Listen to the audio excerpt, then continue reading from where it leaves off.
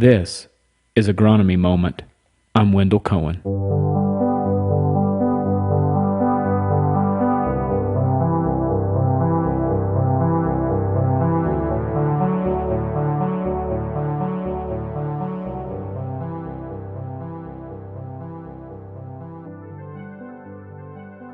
Hey guys, this is another podcast we're doing here real fast on some updates to talk about. I know you guys are trying to get as busy as possible out in the bean field, hoping to get some soybeans planted, get past some of this wet soils and so on.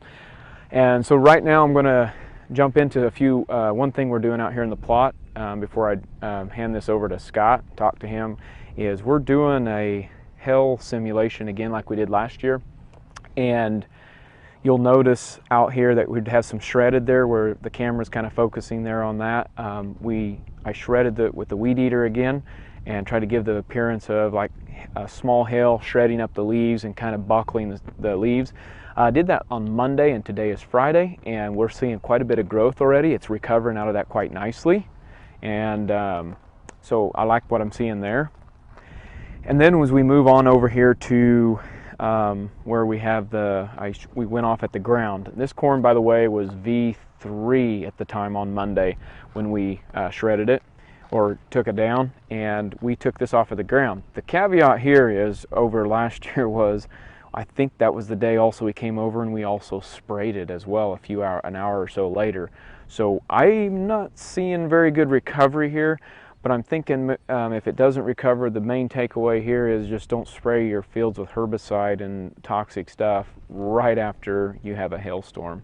So I don't know if it's going to make it or not, but it's really struggling over here. We're going to now jump over to the V5 corn and give you another look. So now here we have the V5 corn on Monday. This was V5 on Monday, and we hit the weed eater again. You can see the shredding effect. This one here you can see a little more clearly than you did before on the smaller corn, as there's more tissue to look at and a little bit more of an enlarged view, so to speak. And you can see here that it's recovering as well quite nicely. But then we move over here into the V5 corn that was shredded off with a more severe hail event, and we see there that looking pretty unlikely it's going to make it. I'm afraid the growing point was already above the ground quite well.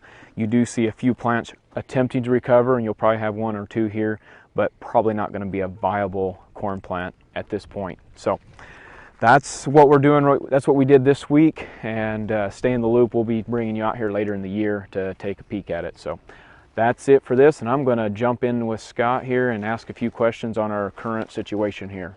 Hey, Scott, he's been joining me here and also helping here out today. We're going to go and put in a bean plot here later on. How you been, Scott? Good. Looking at a lot of stuff lately. A lot of fields needing replant after all the rain we've had. I've heard some severe issues out there in central Missouri towards Hughesville and so on. Yeah, there's a lot of acres being replanted. Just unending rain, heavy rain events, and cold weather not combining for real great stands in some cases. But overall, there's a lot of areas that actually look decent considering, yes. Especially the earlier it was planted, the better it looks. Around this area, I'm really happy how things are starting to turn around with this sun. Yeah, we're finally getting that V6, V7 corn. Yes. We're hitting rapid growth phase now, and things are really, that looked tough last week, are really improving this week.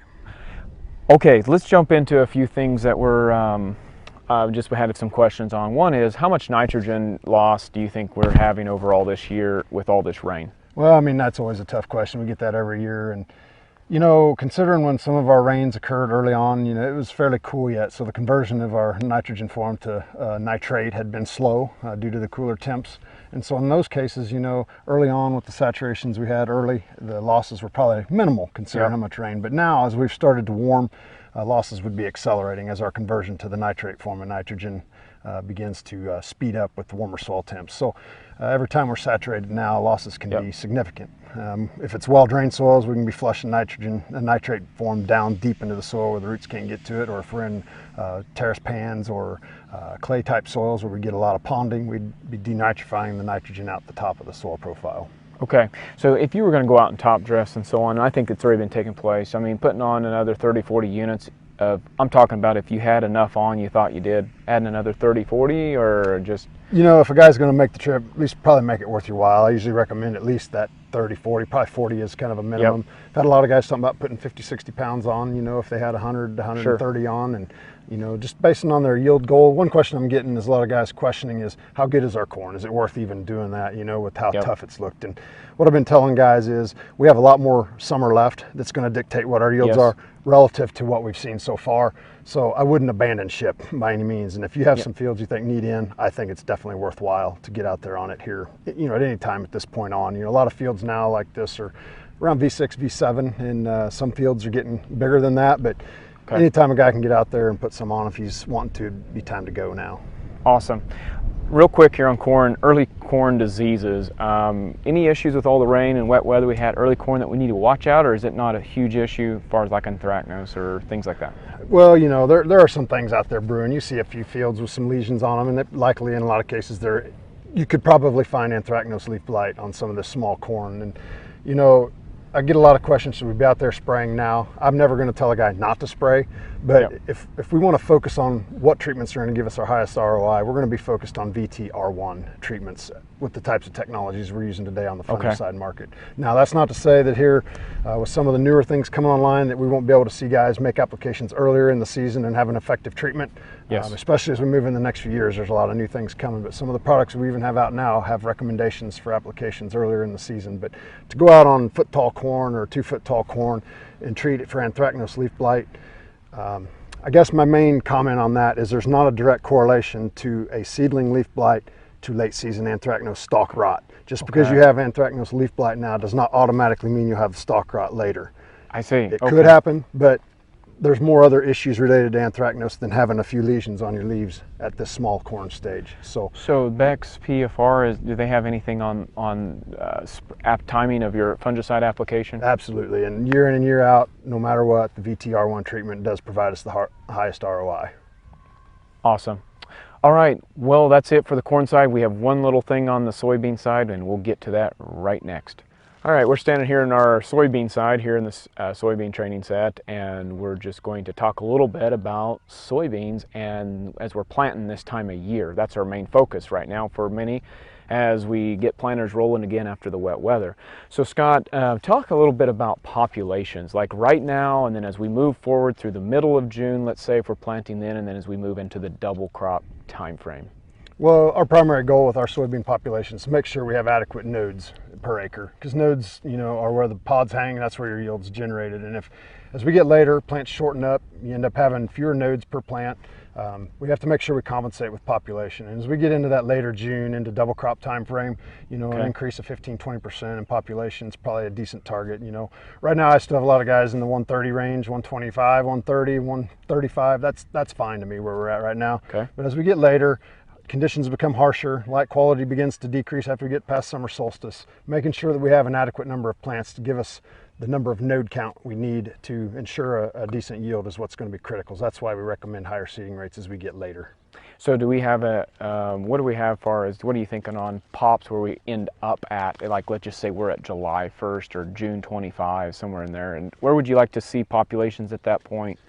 Well, you know, if you know, we can ranges. I'm not holding you to an exact number, but just kind of giving you a general range. You know, if I'm looking at first crop soybeans that have been planted early, if I am sure that I have a uniform stand of 90,000, I'm usually pretty comfortable with us being able to attain 100% yield level. So if I add 15-20% onto that, if I have a final stand, you know, I'm ballparking this because it all varies by soil type and things like that. But if you have a final, I'm going to say in that 115 to 125 range, you're probably in pretty good shape. I had guys today talking about as they get later, they're going to go clear up to 180. Nothing wrong with that.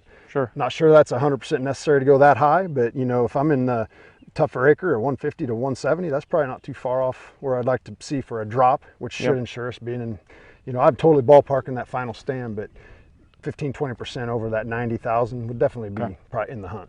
And when you're talking 90,000, obviously you're talking final stand. Just to reiterate that, just in case there was a question or so on that. And anything else that we need to be aware of this time of year as we go into the fields planting soybeans and getting ready to, I guess one thought that I have here as we wrap up this podcast, Scott, is we are in a critical time period here in June, right? Like when corn is about ready to take off, or we're going to get too tall to about get over it. And so we got to make sure our nitrogen's right, our herbicide layers are down if there's a respray needed.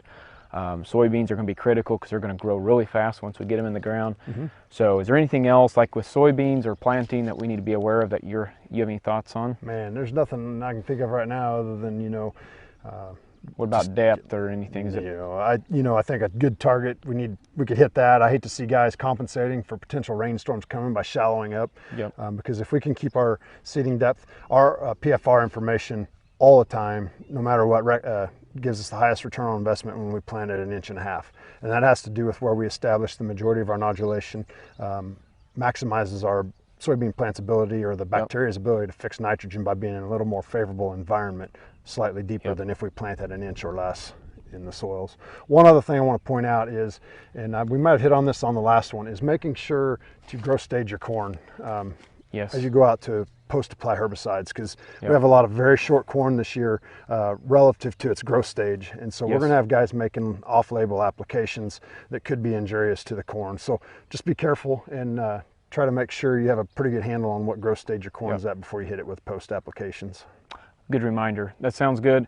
Guys out there, everyone stay safe and make sure that the most important thing is that you and your loved ones arrive alive every night as you come home. So take care, good luck, see ya next time. If you need help with your operation, go to topagservices.com/signups to receive alerts. This is Agronomy Moment.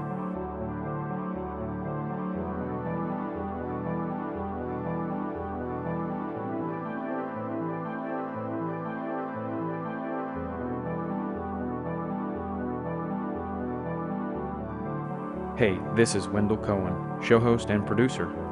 Thank you to all those who made this show possible.